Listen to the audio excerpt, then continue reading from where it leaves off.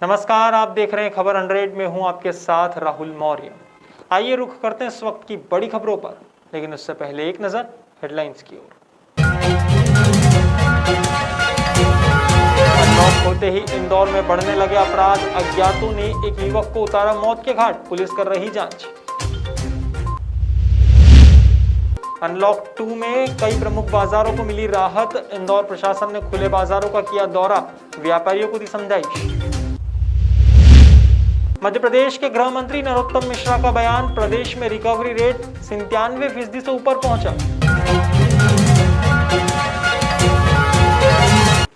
Corona की स्थिति को ध्यान में रखते हुए इंदौर शहर को धीरे धीरे चरणबद्ध तरीके से अनलॉक किया जा रहा है, लेकिन इसी बीच कुछ व्यापारी नियमों का उल्लंघन करते हुए घर से व्यापार करने में लगे हुए हैं। हाल ही में राजस्व की टीम को सूचना मिली थी कि संगम नगर पानी की टंकी के पास शुभम नगर में एक गुटखा व्यापारी ने काफी मात्रा में व्यापार के सामान का भंडारण किया हुआ है और व्यापार कर रहा है। इस सूचना पर राजस्व की टीम निगम के अमले के साथ मौके पर पहुंची तो पाया कि स्थिति नियंत्रण में है, साथ ही भंडारण और व्यापार की बात भी झूठी पाई गई। हालांकि राजस्व अधिकारी अतुल रावत की माने तो सूचना मिली है, अब निरंतर रेकी की जाएगी और नियम उल्लंघन पाए जाने पर कार्यवाही भी की जाएगी। ये जो गुटखा व्यापारी के यहाँ पे जो आपकी रेड हुई है, उसके बावजूद भी वो माल अंदर करके ताला लगा के चले गया, तो अब उसके खिलाफ क्या कार्रवाई हुई? देखिए, कोई रेड नहीं हुई है यहाँ पर। दूरभाष पर हम लोगों को सूचना मिली थी कि यहाँ पर एक गुटखा व्यापारी गुटखे का विक्रय कर रहा है, परंतु जब हम लोग यहाँ पर आए हैं तो हम लोगों ने ऐसी कोई गतिविधि संचालित होना नहीं पाई गई और जिस प्रतिष्ठान का बताया गया था उस पर ताले लगे पाए गए हैं। तो ऐसी स्थिति में जब कोई भी गतिविधि संचालित नहीं हुई है तो हम लोगों ने अभी कोई कार्रवाई नहीं की है, पर इस शिकायत को मद्देनजर रखते हुए हम लोग आगे भी इसको रेकी करेंगे। अगर ऐसी कोई गतिविधि अगर संचालित पाई गई तो हम लोग इस पर कार्रवाई करेंगे, सीलिंग की और 188 का मुकदमा दर्ज कराएंगे। अनलॉक की प्रक्रिया शुरू होते ही इंदौर में अपराधियों के हौसले बुलंद होने लगे हैं। ताजा मामला हीरानगर थाना क्षेत्र का है। यहां सोमवार सुबह अज्ञातों ने एक युवक को मौत के घाट उतार दिया। अब शुरुआती जांच में तो कुछ खास सुराग नहीं मिले हैं और न ही युवक की शिनाख्त अब तक हो पाई है। इस मामले में पुलिस का कहना है कि लाश के पास से किसी भी तरह के हथियार तो बरामद नहीं हुए हैं, लेकिन युवक के शरीर पर घाव देखकर अंदाजा लगाया जा सकता है कि किसी धारदार हथियार से कई बार वार किए होंगे। फिलहाल पुलिस इस पूरे मामले की जांच कर रही है। आज थाना हीरानगर क्षेत्र के अंतर्गत एक सूचना मिली कि ग्राम भानगढ़ में एक अज्ञात व्यक्ति की लाश मिली है। हम मौके पर पहुंचे तो हमें पता चला कि 25 से 30 वर्ष का आयु का एक लड़का है जिसकी चाकू से गोदकर हत्या कर दी गई है। संभवतः 10 से 12 वार किए गए हैं और बॉडी अभी फिलहाल अनआइडेंटिफाइड है। अभी कुछ पता नहीं चले, पूछताछ हमारी जारी है। सर, क्या लगता है कि अभी कारण क्या दिख रहा है? चूंकि जैसा कि मैंने बताया अभी बॉडी आइडेंटिफाइड नहीं है तो अभी कुछ भी कहा जाना अभी उचित नहीं होगा।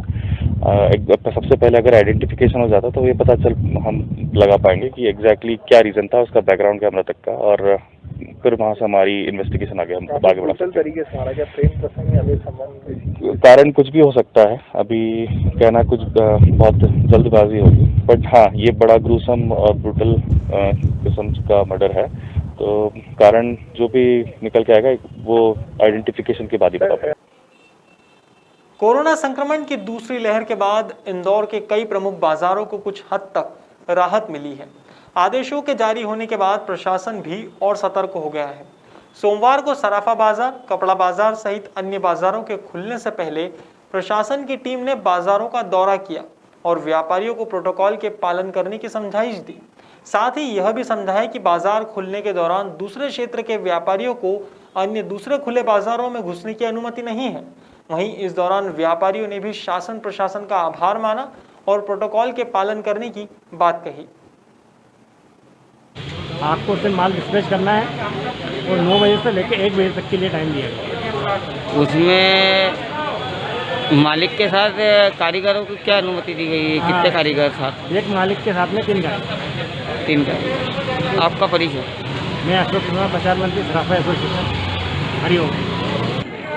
3 दिनों की हमें अनुमति मिली है होलसेल व्यापारी जो हमारा विगत 2 महीनों से घरों में था, जिनके ब्याह शादी के सीजन को मद्देनजर रखते हुए अपना माल जैसे कारीगर को देते हैं हम मेटल, तो उससे जेवर बन के आते हैं, वो वापस लेना आएंगे। अगर किसी कारीगर को मेटल लेना है, हमारा कोई अकाउंट्स वर्क रहता है, माल हमको कहीं बाहर डिस्पैच करना है, तो सारी व्यवस्था के लिए जो होलसेल व्यापारियों के लिए।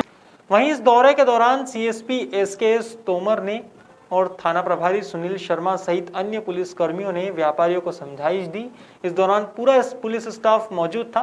सीएसपी एसकेएस तोमर ने बताया कि बाजारों का दौरा कर व्यापारियों को प्रोटोकॉल के पालन करने की समझाइश दी गई है ताकि कोरोना संक्रमण की चेन को तोड़ा जा सके। से जो इंदौर को अनलॉक करा गया है उसमें ये बताया गया है कि जो भी थोक बाजार हैं, सराफा, क्लॉथ मार्केट और रेडीमेड के, इनको कुछ समय के लिए छूट दी गई है 9 बजे से 1 बजे तक दोपहर तक। उसी तारतम्य में आज सराफा बाजार भी खुला है। हमने उसकी व्यवस्था बनाई थी कि हमने सराफा की सारी एंट्रियाँ बंद करके जो थोक व्यापारी हैं वो एक ही गेट से एंटर हुए हैं, उनकी एंट्री भी की गई है। इसके अंदर जो है कल कपड़ा मार्केट खुला था और आज सराफा बाजार जो है सुबह 9 बजे से लेकर दोपहर में 1 बजे तक के लिए होलसेल बाजार के व्यापारियों के लिए खोला गया है। इंदौर में हर दिन नगर निगम और ठेले वालों के बीच विवाद होने लगे हैं। ताज़ा मामला राजवाड़ा छतरी का है। यहाँ व्यापारी की ठेले पर 2 लोग खरीदारी कर रहे थे, तभी नगर निगम के अमले ने फेरी लगाने को कहा, जिस पर नगर निगम और ठेले वाले के बीच नोकझोंक हो गई। नगर निगम के अधिकारियों का कहना है कि ठेले वाले गलियों में और मोहल्लों में फेरी लगाकर अपना व्यापार कर सकते हैं, लेकिन उन्हें मेन रोड पर बेचने की अनुमति नहीं है। ऐसे में ठेले लगाने वालों का कहना है कि नगर निगम लगातार उन्हें परेशान कर रहा है। सर, अभी जो नगर निगम वालों से विवाद हुआ है, यहाँ पे ठेले वालों को किस चीज़ को लेकर? विवाद की बात नहीं थी, विवाद इतना सा है कि ये मानवीयता को देखें।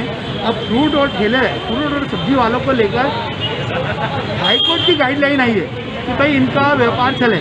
अब ये बोल रहे हैं कि खड़े मत रहना, यानी अगर 2 जने उसके बाद फ्रूट खरीदने खड़े हो तो खड़े रह के ही तोल के देगा ना, पैसे लेगा ना।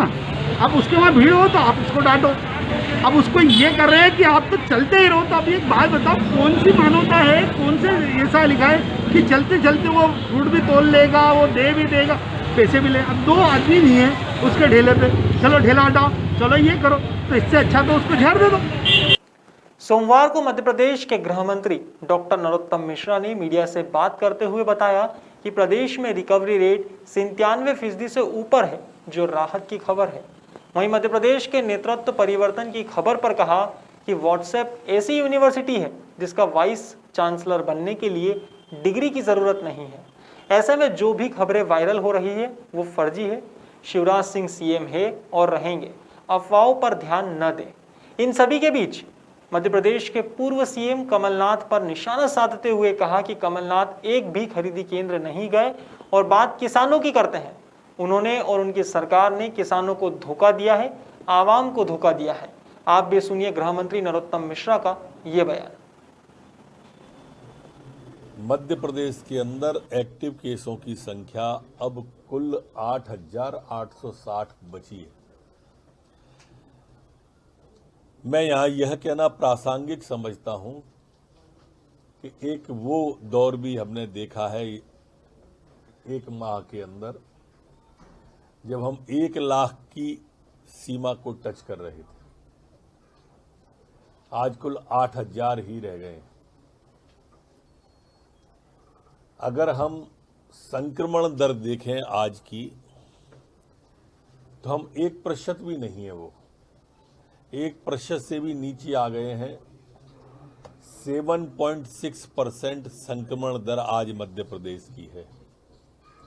वहीं इसके विपरीत अगर हम रिकवरी दर देखें, ठीक होने वालों की संख्या देखें, तो वो 97.8 97.8 आज हमारी रिकवरी रेट है। ये सब तब है जब हम 75,000 टेस्ट आज भी लगातार रोज कर रहे हैं। फिलहाल खबरों में इतना ही, लेकिन खबरों का सिलसिला जारी रहेगा। आप देखते रहिए खबर 100, जनता की बुलंद आवाज।